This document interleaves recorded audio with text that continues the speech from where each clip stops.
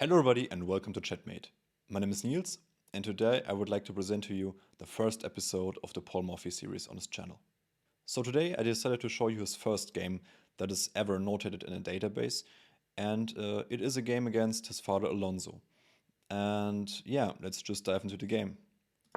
So the game starts with the move e4 and Alonzo replies with the move e5. And not knight f3, the standard continuation, but rather f4, the king's gambit. And yeah, during the times of Paul and Alonzo Morphy, this opening was really popular. Nowadays, it's not seen that much on high level, but on club and beginner level, it's a nice weapon, because if Black doesn't know what he's doing, he can get in a lot of trouble. And yeah, let's see how Alonzo got into trouble against his son. His father accepts, and Morphy goes for bishop c4, the bishop's gambit. Another very popular move is the move knight f3, just preventing the queen from coming to h4 and delivering a check to the white king. But bishop c4 is also fine, just clearing up the f1 square for the king. Yeah, and his father goes with queen h4, delivering this check. So Morphy goes to f1, and now we have the first interesting move, the first move that really is something else that we see nowadays, and it's the move bishop c5. And the move on its own makes sense because you threaten mate on f2. So let's say Morphy plays a lazy move with knight c3, then just queen f2 is mate. There's nothing you can do. However, this move can be easily countered, and with the move d4. So you just intercept the bishop's diagonal and you attack him. So the bishop has to move. And the bishop goes to b6. And for the next move, Morphy decided to play knight f3. So after the move knight f3, Alonzo moved his queen back to e7. And yeah, now Morphy has an interesting idea. If, let's say, he takes an f4, there is a really interesting line which goes queen takes e4, and now the really nice move bishop takes f7. Now obviously if you take the bishop, then your queen is lost because of knight g5. So you have to play something else. Let's say you play king d8, then bishop g5. And yeah, the game continues, but white gets a lot of activity, has these nice bishops, and it's not that easy for black. However, after bishop takes f4, black is not forced to take on e4. You can also just play d6 and continue the game in a normal style. So we would see something like knight c3, knight f6, queen d2 and castles, and we would have a normal game. So Morphy decides to go for knight c3, just developing and keeping this pawn for black. So after knight c3, just defending his pawn on e4, his father went for knight f6. And in this position, Paul could have gotten into a huge advantage with the move e5. And yeah, let's say you go to h5 with the knight. You can play knight d5, getting a tempo on the queen. The queen has to move back. And now g4. So the knight is attacked, and the computer already wants to give up the knight with the move d6. But I don't think that's very human. And let's say you just take en passant. Then you get the move knight g5. So the knight is protected, so the queen can take. And you build up the pressure on f7. That's huge. And let's say g2, king takes. You have to defend this knight because it's attacked by the queen.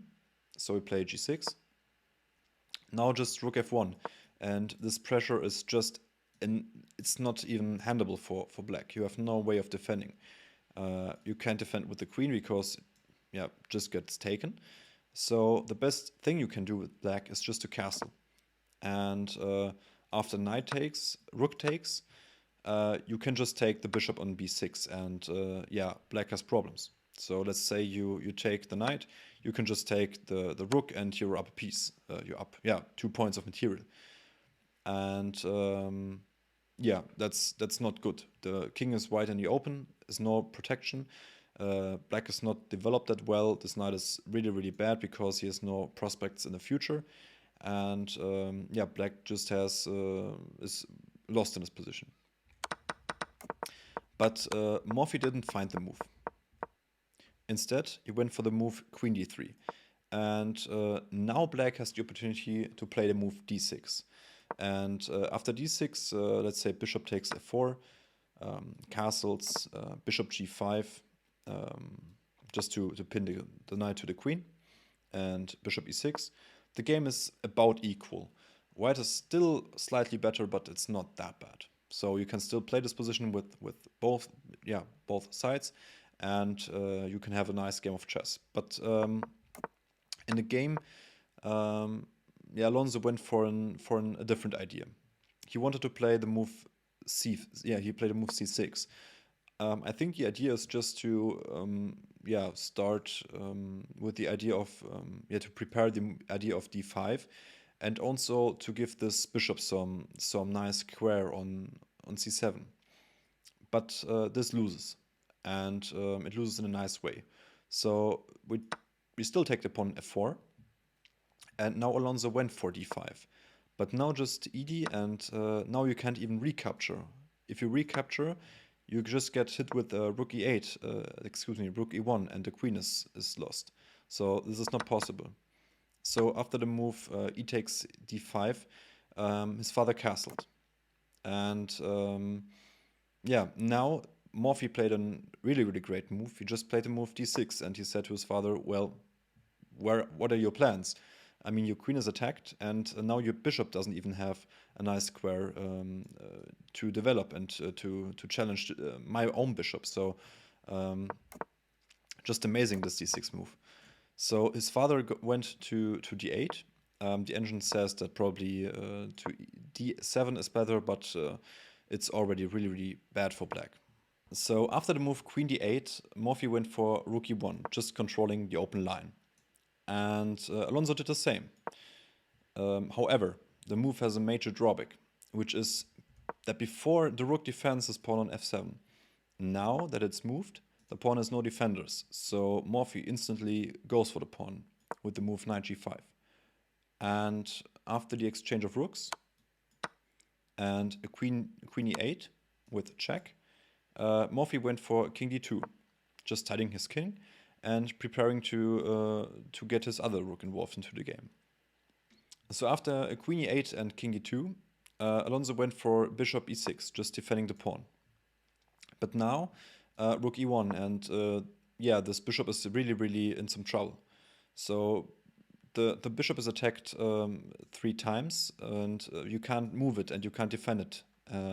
It's defended twice by the pawn and the queen, and you have nothing to do. You can't defend it, and you can't move it. So Alonzo just played knight b2 d7, and after knight takes, pawn takes, and rook takes e6, he resigned the game in this position because there is absolutely nothing he can do anymore. So why does he resign? So let's say he wants to save the queen with, let's say, queen d8. Then after rook e8, it's just checkmate. It's a double check, and the king can't go to the back to h8, and it can't get forward. So it's just checkmate. So the best thing you can actually probably do in this position is to move the king out of the check, and after you give up the queen, you can just play this position. But I don't think you really want to play this position because it's completely lost. I mean, you have the queen for the rook, and I think you have these 2 extra pawns. The rest should be equal, but it's not even close to playable for black. So I hope you enjoyed this little game of Paul Morphy.